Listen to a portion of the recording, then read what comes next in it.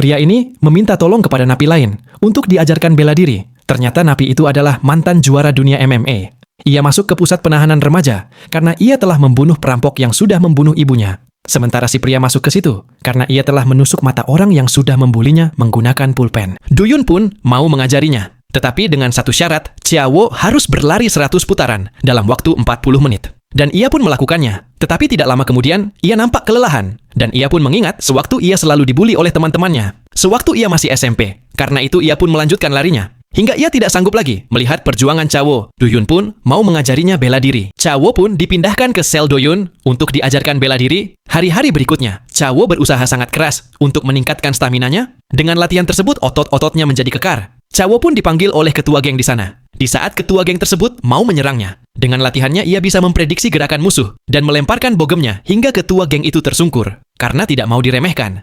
Ketua geng itu menyerangnya dengan membabi buta.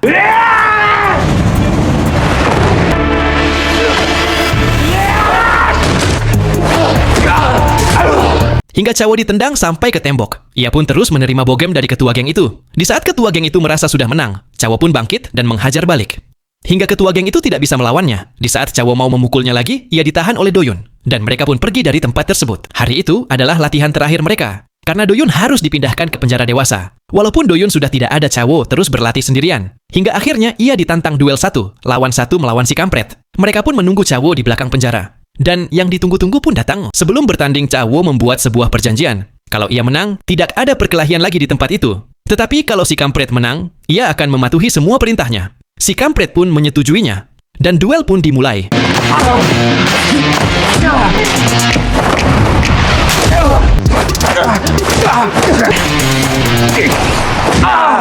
Sama seperti sebelumnya, ia kalah duluan dan menyerang balik menggunakan kuncian khas MMA. Hingga para petugas datang untuk memisahkannya.